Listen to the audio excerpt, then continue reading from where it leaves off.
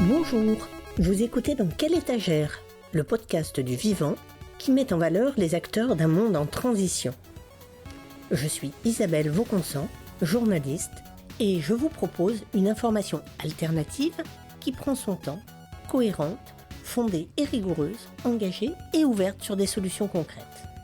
Je tends mon micro pour vous parce que ça craint pour la planète. On y va ? Aujourd'hui, Laure Noilhatte, journaliste bifurqueuse, évoque avec moi son livre « Bifurqué par temps incertains » et son expérience de la bifurcation. Bonjour Laure. Bonjour. Qui suis-je ? Je suis un être humain arrivé sur Terre à la fin du XXe siècle, dans le dernier quart du XXe siècle. Cette époque bénie des dieux, n'est-ce pas ? J'ai une formation d'ingénieur, mais je suis surtout journaliste, spécialisée dans la question de l'environnement depuis plus de 20 ans maintenant. Et ce contact quotidien dans les questions environnementales m'a amené à me poser de profondes questions sur le sens de ma place et le sens de ma vie. Le tout dans un système contraint, fini, plutôt en dégradation permanente. Tu viens d'écrire un deuxième livre. Après, comment être écolo sans devenir dépressif ? Sans finir dépressif, c'est important, parce qu'on peut devenir dépressif, mais il ne faudrait pas qu'on finisse totalement dépressif. Voilà. C'est certain, je reprends. Après, comment rester écolo sans finir dépressif ? Tu présentes bifurqué par temps incertains. Dans l'un comme dans l'autre, j'ai constaté que l'incertitude est un sujet majeur. Tu peux me dire ce que c'est, l'incertitude ? Alors l'incertitude, c'est la vie même. À la base, tout peut voler en éclats. Première incertitude, je ne sais pas quand je vais mourir. Et cette idée de la mort est très présente dans mon rapport à la vie. Par ailleurs, ce qui était certain il y a 2 ans ou il y a 4 ans ne l'est absolument plus aujourd'hui. Quand le premier confinement, que j'appelle le grand confinement, les premières 11 semaines qui nous clouent à terre les uns et les autres en mars 2020 surgit, on a eu la certitude qu'on ne savait rien et que on ne savait pas que le gouvernement pouvait lancer par exemple en France le quoi qu'il en coûte, on ne savait pas qu'on pouvait s'arrêter et que finalement qu'une certaine paix sociale perdure. Ce qui m'inquiète le plus dans mes incertitudes qui sont devenues obsessives, si ce n'est obsessionnelles, c'est vraiment l'incertitude des lendemains, alors au sens où les conditions de vie sur Terre étaient stables depuis à peu près 10 000 ans. On est sorti de nos grottes, on s'est sédentarisé, on est même allé sur la Lune. En 10 000 ans, tout ça a été possible, en partie parce qu'il y avait une extrême stabilité des conditions climatiques à la surface de la Terre. Or, ces conditions climatiques sont en train de basculer rapidement et dans une intensité assez importante. Du coup, on ne sait plus de quoi demain est fait. C'est-à-dire, l'été 2022 nous prouve que c'est pas parce qu'on est dans un pays tempéré, en France, tranquillou, avec nos agriculteurs, nos vaches, etc., que tout va bien se passer. C'est-à-dire, le climat, les temps changent. Ça va enclencher des effets en cascade. En fait, dans cette incertitude, il y a aussi le pire n'est pas certain, même si je suis assez une fanat du pire, par souci de lucidité. J'aime bien penser au pire pour que, comme ça, s'il advient, je suis à peu près préparée. S'il advient pas, c'est un win-win game, c'est un peu le pari de Pascal, quoi. Là, les incertitudes, elles concernent à peu près tout. Déjà, ma vie quotidienne, ma vie amoureuse, ma vie professionnelle, et derrière, tout ce qui englobe la vie même sur la planète Terre.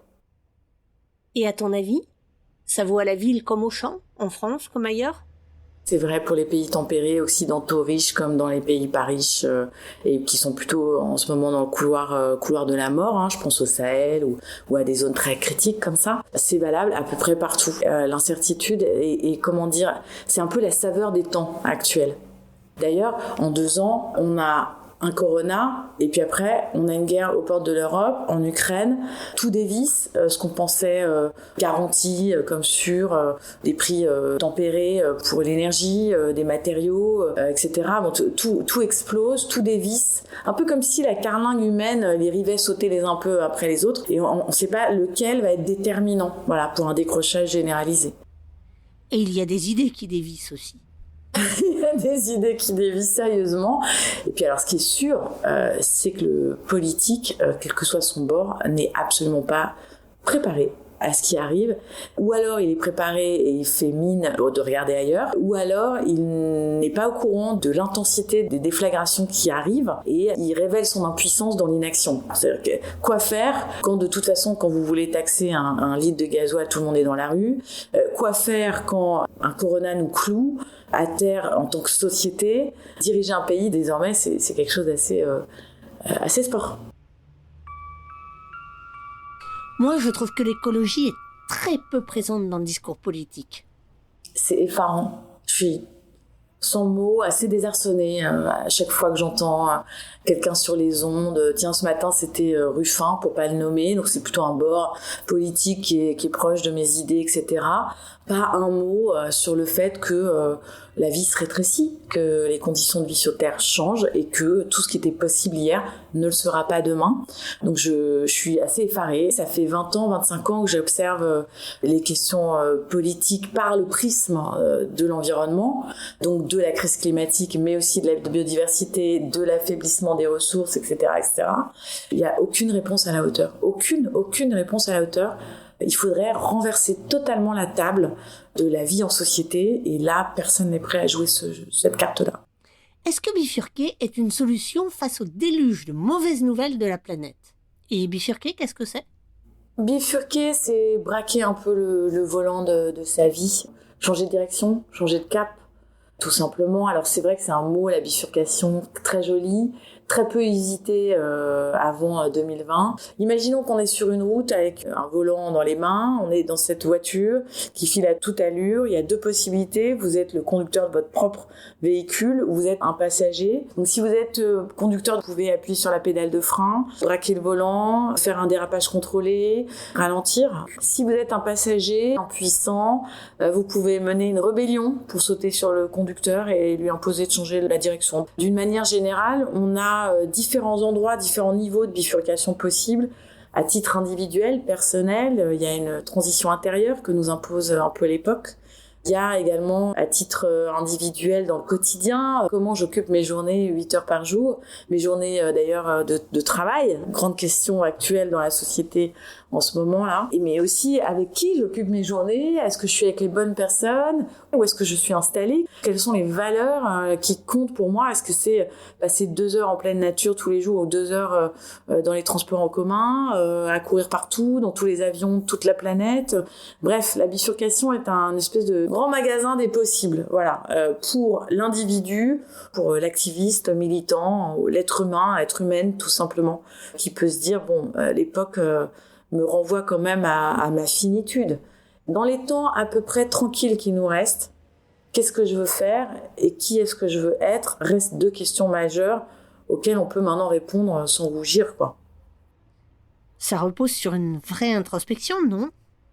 Je trouve, et ça c'est un peu la surprise pour moi de tout le voyage que j'ai entamé en rentrant dans des collectifs, en faisant sur place, dans cette fameuse action qu'on appelle tous de nos voeux, parce que l'action porte en elle la magie, la grâce, le pouvoir, et puis c'est un anxiolytique super puissant face à nos éco-anxiétés respectives. Alors, se mettre dans l'action avec d'autres, pour une raison d'être, avec une intention, ça demande de savoir qui on est, ce qu'on veut, quels sont ses défauts, ses qualités, et ça peut être parfois très très douloureux. Moi, j'ai beaucoup souffert. Il y a combien de temps ? C'est pas énorme, ça fait 4 ans, mais 4 ans d'une grande intensité, puisque arrivé à Joigny, moi, en 2018-2019, je démarre un collectif qui s'appelle Renaissance Joigny, inspiré de la fresque de la Renaissance écologique, et non pas du nom du courant donné à la majorité présidentielle désormais, je le précise. Et donc cette fresque de la Renaissance écologique nous servait un peu comme d'un tableau de bord, déjà pour se réunir, pour se rencontrer, se connaître, et puis après se mettre à l'action. Et je sous-estimais ma part dictatoriale, enfouie en moi, ou ma part extrêmement indépendante ou solitaire, qui fait que je fais partie de ces personnes qui aiment bien quand ça suit, quoi, et pas qui aiment suivre. Donc du coup, ça peut poser beaucoup de questions. Ouais.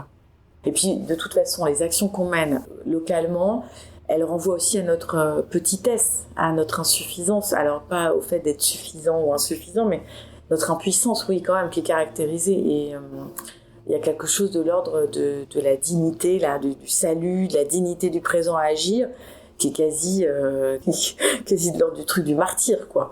On agit, on sait que ce sera jamais à la hauteur des enjeux, mais on le fait quand même pour rester debout. Et ça, c'est assez magique.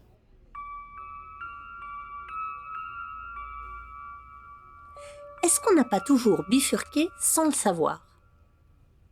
Bien sûr. Bien sûr, la bifurcation, c'est un divorce, c'est une grave maladie, c'est un décès parmi vos proches, c'est un accident de voiture qui vous cloue dans un fauteuil roulant pendant quelques temps, ou plus. Non, franchement, la bifurcation fait partie de la vie humaine, ça c'est sûr. Là, ce sont des bifurcations plutôt choisies, plutôt que subies, et qui ont pour elles de nous amener vers l'essentiel dans les temps qui nous restent, encore une fois, parce que tout ça est très calé. Donc moi, je sais pas, il doit me rester 30 ans de vie sur Terre. Qu'est-ce que je veux faire, où je veux le faire, avec qui. Ça, c'est des questions qui restent très présentes, mais j'imagine que ça a toujours été le cas. Au cours du road trip qui t'a permis d'écrire ce livre, tu as rencontré beaucoup de gens. Y a-t-il des profils types ? C'est qu'il y a de tout. Donc je pourrais pas dire... On a très peu de guichets qui recensent le nombre de personnes qui bifurquent. On peut corréler, je sais pas, les chiffres des chambres de notaire qui voient arriver des familles qui achètent des maisons dans tel et tel territoire perdu ou déserté. On peut corréler des démissions, les chiffres de la DARES et du ministère du Travail. On peut corréler les choix des étudiants quand ils décident de ne pas utiliser leur diplôme d'ingénieur, de grand commercial, etc., pour faire autre chose. Mais tout ça reste difficile à quantifier. On sait que c'est des milliers, des dizaines de milliers, peut-être des centaines de milliers de personnes.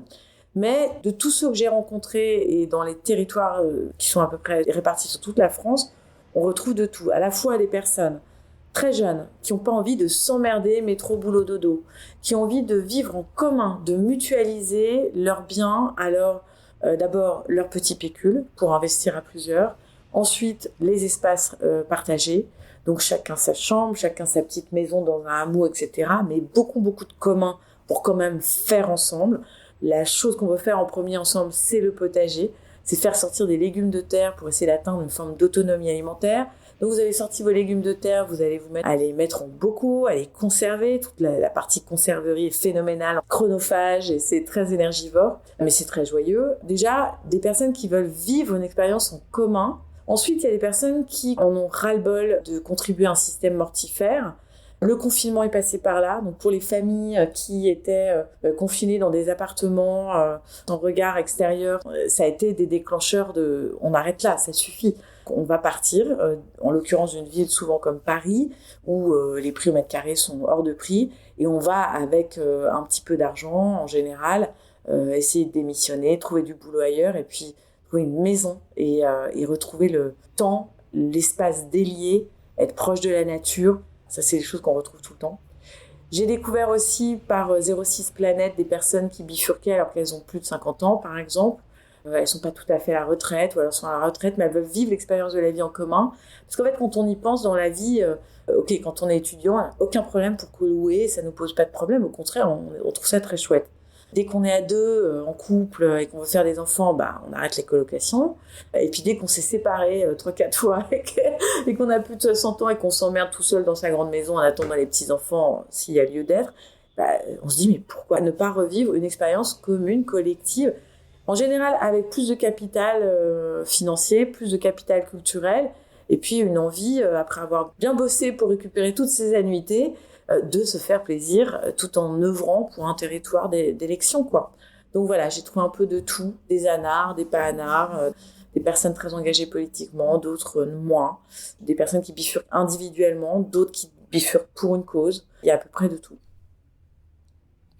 Qu'est-ce qui les distingue des 68 arts avec lesquels on les compare souvent ?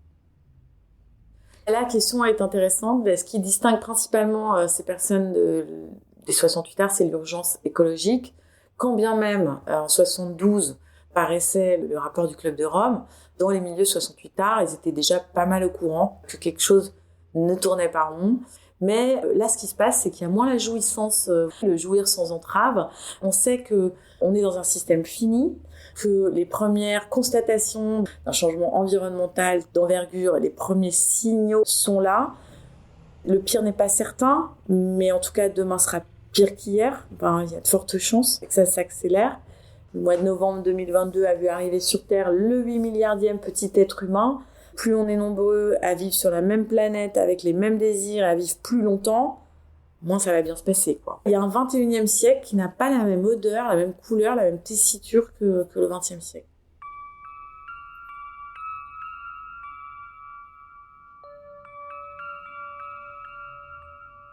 À contrario de 68, je dirais qu'il y a beaucoup de personnes qui bifurquent très bien dans leur basket capitaliste.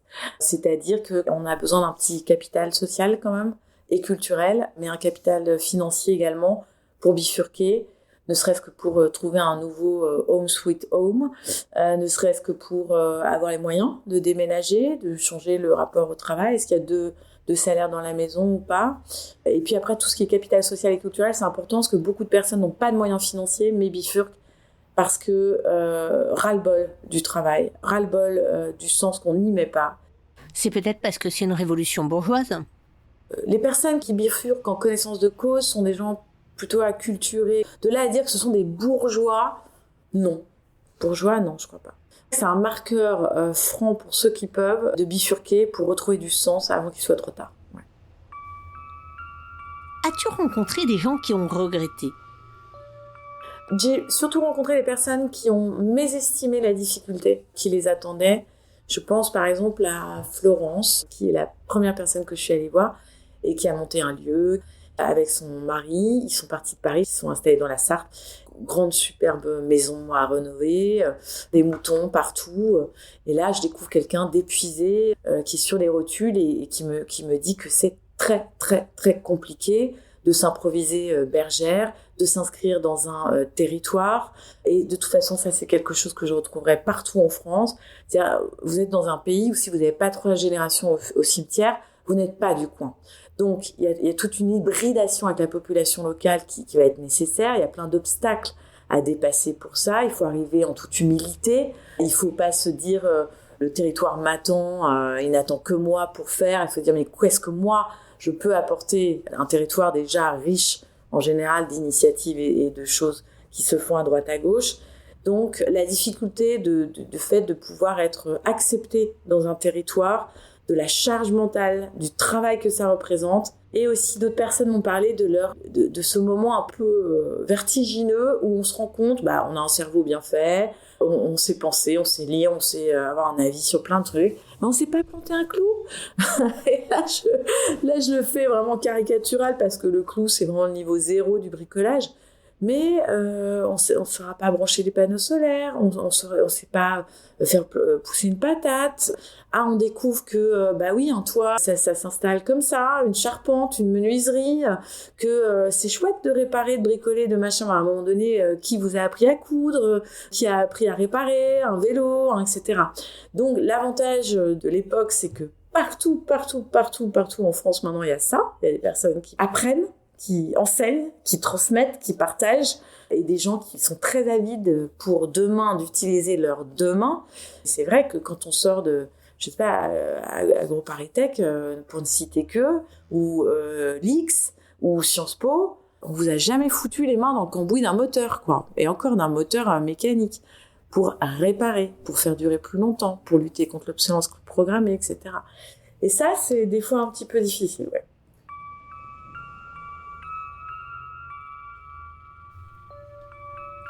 Dans un précédent podcast, Céline, une jeune psychologue bifurqueuse, me racontait à quel point elle avait découvert que son corps n'était pas préparé à la sollicitation de cette vie-là.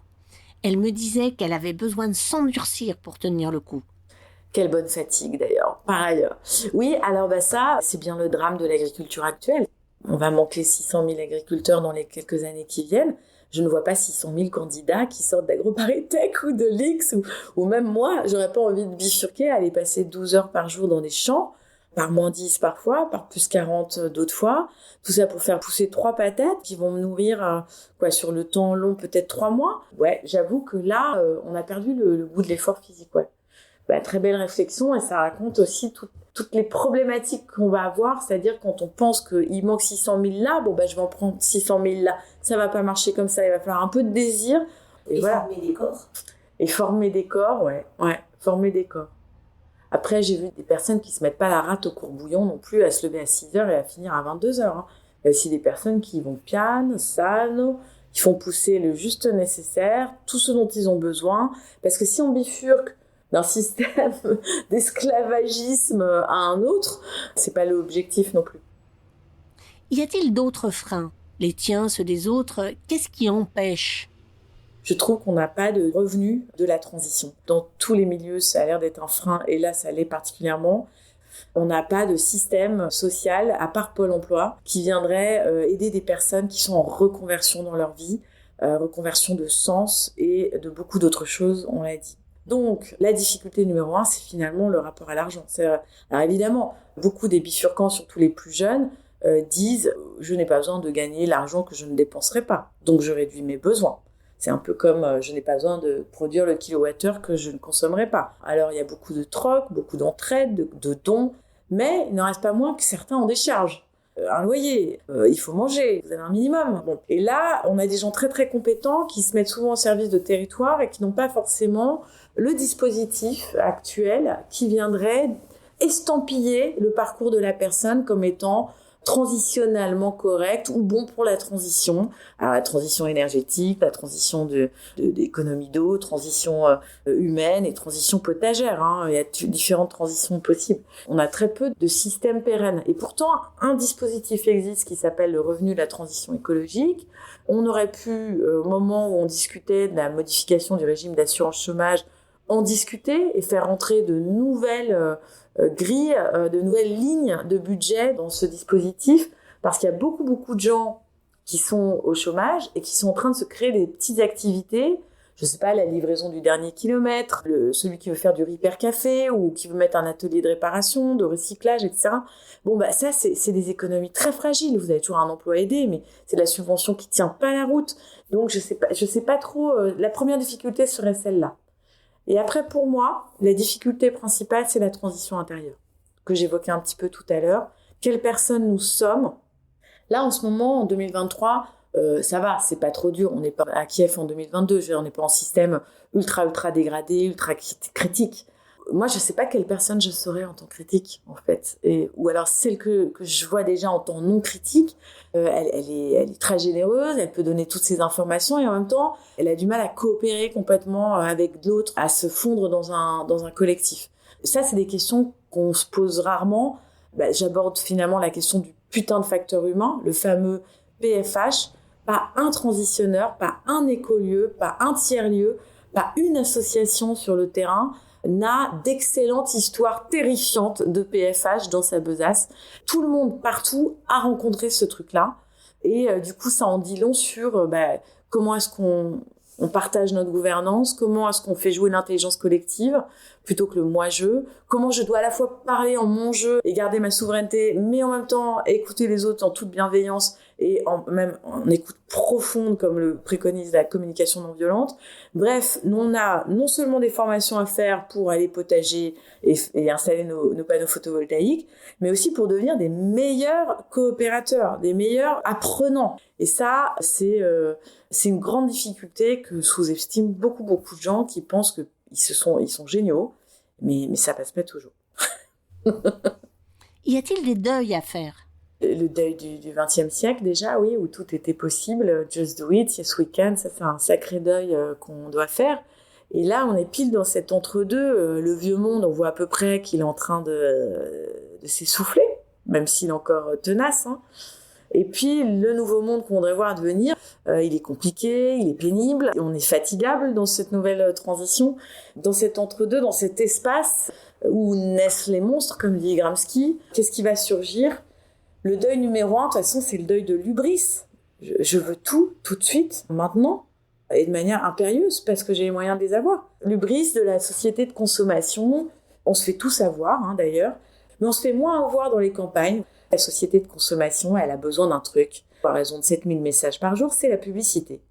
Et cette publicité, dans les campagnes, j'en vois quasiment pas. Par ailleurs, il y a très peu de magasins qui s'enchaînent. Magasins de vêtements, de baskets, de bijoux, de chemises, de pulls. On n'est pas sollicité. On a cette charge mentale en moins, c'est-à-dire à lutter contre l'attrait d'un truc neuf, l'attrait d'un achat plaisir qu'on a tous connu à un moment donné. Là, maintenant, c'est repriser ses chaussettes.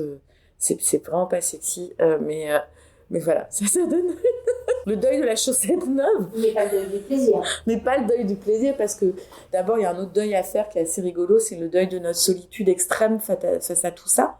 Nous ne sommes pas seuls face à tout ça, et encore moins aujourd'hui qu'il y a 4 ans, ou 10 ans, ou 15 ans, ou 20 ans, parce que je le redis, mais ça fait 20-25 ans que je navigue dans ce truc-là, donc je sais qu'on était très très seuls. Maintenant, c'est un lieu commun que de vouloir changer de vie et de s'aligner, ses valeurs, son temps. Ça, c'est un deuil important à faire, le deuil de la solitude. Il a son corollaire, c'est que vous serez plus jamais tranquille. Et puis, non, son corollaire premier, c'est qu'il y a beaucoup de choses qui se font dans la joie, à plusieurs. Typiquement, à Joigny, on a acheté différents vergers, on peut tailler les arbres ensemble, on peut récolter les fruits ensemble. Dès lors qu'on a récolté 400 kilos de pommes, qu'est-ce que vous voulez qu'on fasse? On va pas se répartir et les manger à l'infini, on va en faire des jus, on va les pasteuriser, on va les garder. Et donc, toute cette chaîne de conservation, de transformation, se fait dans la joie, le simple bon. Dans ton livre, tu parles aussi du regard des autres. Ça marche pas, la bifurcation, dans le regard des autres? La bifurcation est à la fois quelque chose qui est très envié, parce que ça démontre que vous avez le courage de tout envoyer valdinguer, ou presque, de repartir à zéro quelque part, de vous installer dans un endroit où vous connaissez personne, parfois, ou alors de vous monter dans une aventure avec des inconnus pour un collectif, vous ne connaissez personne, vous ne savez absolument pas comment ils réagiront en système critique, mais vous y allez quand même. Donc, à la fois, ce courage-là est très envié, et à la fois, on a peur pour vous, parce que de quoi tu vas vivre demain, surtout les jeunes. Imaginez, vous avez payé des études à votre gamin, il arrive un jour, il dit « Ouais, vous savez quoi? C'est quoi les parents, là, je vais bifurquer, je vais rejoindre les jeunes de la caserne bascule. Vous allez faire quoi toute la journée? Oh, on va animer des fraises du climat, on va aller aider un maraîcher du coin, on mangera les légumes qu'il nous donnera. Ouais, mais tu vas faire quoi de tes journées? Oh, mais on verra, t'es trop boomer, toi. Bon, c'est vrai qu'on a un peu peur, on se demande dans quoi ils s'engagent, parce que leur vie à eux risque de durer plusieurs décennies quand même. Et on voit bien que ça s'accélère, les dégradations et tout. Donc, j'ai l'impression que on a quand même beaucoup le courage et la peur pour l'autre. Le rapport au temps est aussi l'enjeu d'une forte remise en cause. Il y a un moment donné où je parle de la bifurcation intérieure. Enfin, on n'a pas besoin de prendre ses clics et ses claques, toute sa petite famille et son job, et de partir à 500 km de la capitale. Hein. On peut aussi très bien déjà changer son rapport au temps. Alors là-dedans, qu'est-ce que ça questionne? Comment j'occupe mes journées? Qu'est-ce qui est essentiel? C'est les réseaux sociaux, c'est mon secrétariat, c'est d'être à peu près sur tous les fronts, ou c'est de respirer, de faire moi-même, de reprendre le pouvoir sur le temps. On a, disait la fondatrice Ticket for Change, on a 80 000 heures de travail dans sa vie. Qu'est-ce qu'on fait de ces 80 000 heures? On peut commencer comme ça. Je conseille à tout le monde d'aller écouter le cours sur le temps d'Étienne Klein, l'astrophysicien, parce que ça renverse totalement notre perception du temps. On pense qu'elle est vraiment linéaire, elle va que dans un sens. La flèche du temps va effectivement que dans un sens, mais le temps est différent. Le temps d'un influenceur sur Internet n'est pas le mien. Qu'est-ce que vous mettez dans votre temps? D'ailleurs, la meilleure façon de voir son rapport au temps changer, je conseille à tout le monde de faire un jeûne de 1 semaine, parce que là, vous allez voir que vous consacrez à peu près 3, 4, 5 heures par jour à la bouffe, entre le fait d'aller aux toilettes, d'aller faire les courses, de cuisiner, de faire la vaisselle. Vous enlevez tout ça, vous avez 4 heures de nouveau temps pour vous. Qu'est-ce que j'en fais? Comment je m'occupe? Puis le temps, c'est aussi le temps de penser, hein. On n'a plus trop le temps de penser là. Ah ça, c'est sûr. Autre question importante soulevée par ton livre. La vie en collectivité, c'est une utopie? C'est l'utopie nécessaire du siècle. Pourquoi? Si on est d'accord sur le constat que les temps critiques sont devant nous, d'accord? Que le monde se dégrade, que tous les services disponibles pour tous à bas coût risquent de disparaître, ou en tout cas d'être plus cher, pas à bas coût et plus pour tous, on va rentrer dans une zone critique. Dans cette zone critique, il vaut mieux être à plusieurs. Le plusieurs, c'est quoi ? C'est un collectif, mais sous quelle forme ? Il y a le collectif où on vit ensemble, il y a le collectif, l'association au bout de ma rue, il y a le collectif dans la famille, dans la maison, puis il y a le collectif au sens de mon entreprise, par exemple. Mais si on parle du collectif militant, associatif, local, qui essaye de développer des initiatives pour acculturer sa population, alors là, oui, c'est une utopie nécessaire. Est-ce que quand on bifurque, on se sent à la hauteur de l'urgence écologique ? Alors jamais. On s'arrête tout de suite. Faut qu'on ait juste des désirs à peu près modestes, aucune attente mirobolante. Parce que si vous partez en vous disant, bon, nous, on a une ville de 10 000 habitants, il faut qu'on soit autonome alimentairement en 2025 ou en 2033. Allez-y pas à pas. Mais l'attente mirobolante qui fait que, vu les enjeux climatiques, avec nos petits bras de collectif, on va arrêter le changement en cours. L'effondrement de la biodiversité va s'arrêter parce qu'on va planter 3 arbres ou sauver 2 vergers. On va utiliser que de la monnaie locale complémentaire dans notre ville de 10 000 habitants et sa communauté de communes de 20 000. Bon, là, on part un peu perdant, sauf à être extrêmement patient et être capable de passer le relais dans quelques années. Et l'effet domino, c'est un mythe ? Et l'effet domino, ça, c'est le gros point d'interrogation. À partir de combien de personnes qui ont bifurqué auront suffisamment inspiré d'autres personnes pour que la société se cliquette vers... on a déjà des signaux faibles. On voit bien que dans beaucoup de territoires, maintenant on veut la fibre, on veut des espaces de coworking, parce qu'on sent que des personnes ont débarqué, il leur faut du télétravail. Télétravail, typiquement, c'est un truc qui existait avant le grand confinement. Mais c'était la croix et la bannière pour votre patron vous laisse travailler chez vous parce que vous alliez donner un peu envie à d'autres. Comment gérer une équipe si tout le monde est éclaté façon puzzle ? Là maintenant le cliquet il a été très simple, tout le monde s'y est mis d'un coup. Quelle est la contrainte qui demain va nous imposer de tout changer ? Encore 5-6 étés comme ça, des difficultés phénoménales pour les agriculteurs, les viticulteurs, les maraîchers. Peut-être que le cliquet, ce sera que au lieu qu'il n'y ait que 10 millions de personnes qui ont un potager, il y en aura peut-être 30 millions. Et là, ça changera peut-être quelque chose du rapport à ce qu'on mange, du rapport aux espaces verts. Faut-il des espaces verts municipaux, floraux, embellissants ou de l'espace vert nourricier ? Il y a plein de choses qui sont à inventer et qui sont disponibles pour être renversées.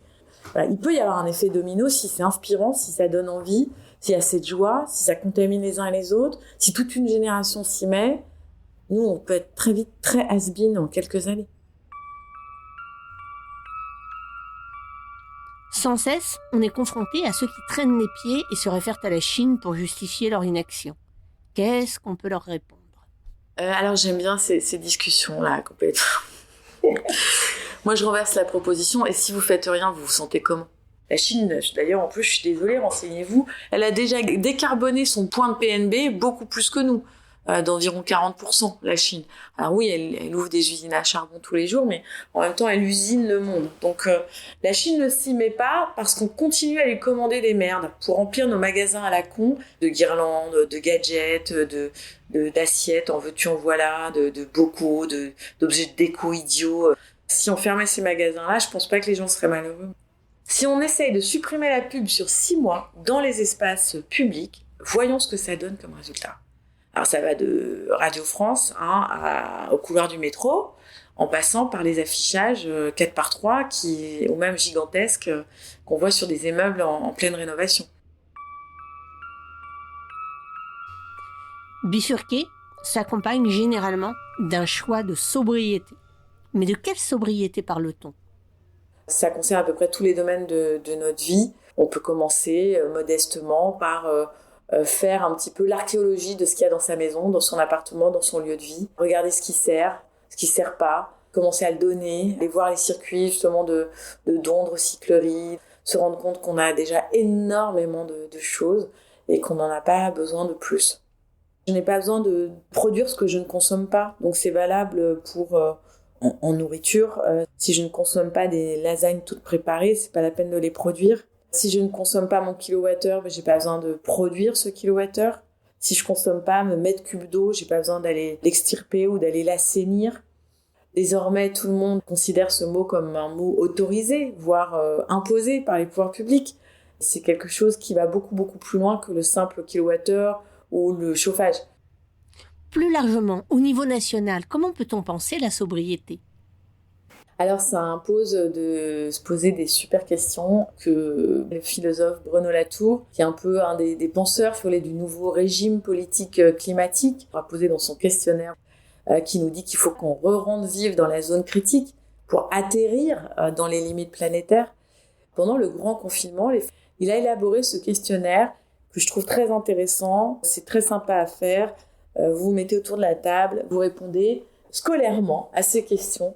Quelles sont les activités fermées qui ne vous manquent pas et que vous voudriez pas voir rouvrir ? Quelles sont celles qui vous manquent, que vous voudriez voir rouvrir ?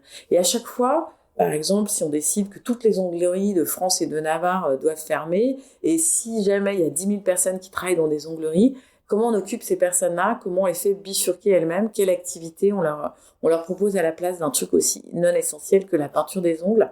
Quelle est la première décision du gouvernement en sortir du grand confinement ?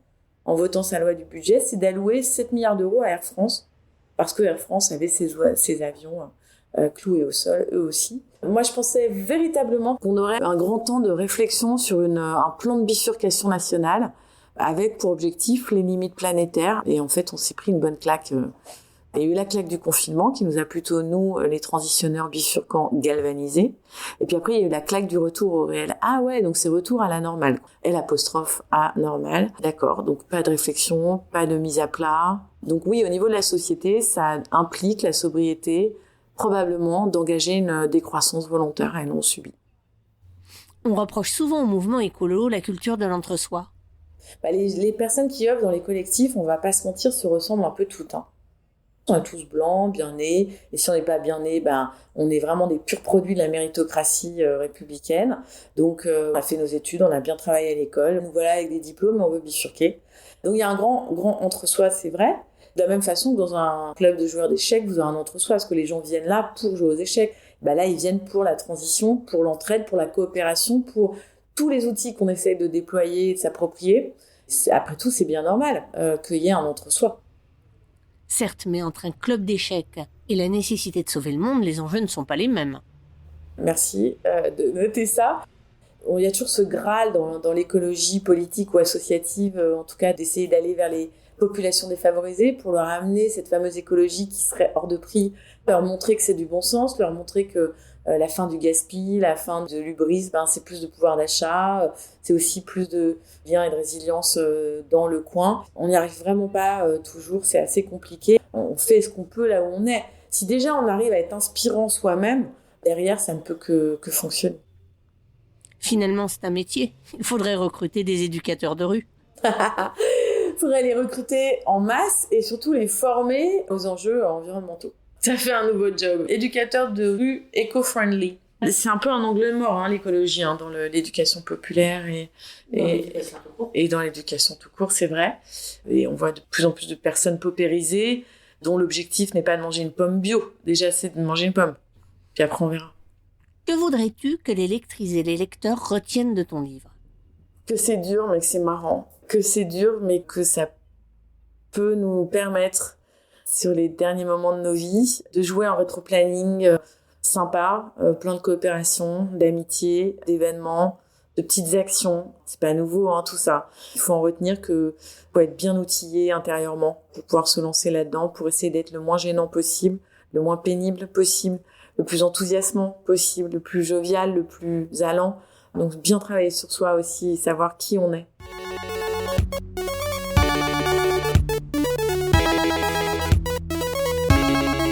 Merci à Laure Noilhat, auteure de Bifurqué par temps incertain aux éditions Tana. Vous avez écouté Dans quelle étagère, le podcast du vivant que vous pouvez retrouver sur Terra Focus, la chaîne d'Ortus Focus. Ortus Focus, comme toute la presse de terrain indépendante, manque de moyens pour travailler. Votre soutien, aussi modeste soit-il, est important pour nous. Votre don sera défiscalisé à hauteur de 66%. Rendez-vous sur Hello Asso et merci d'avance.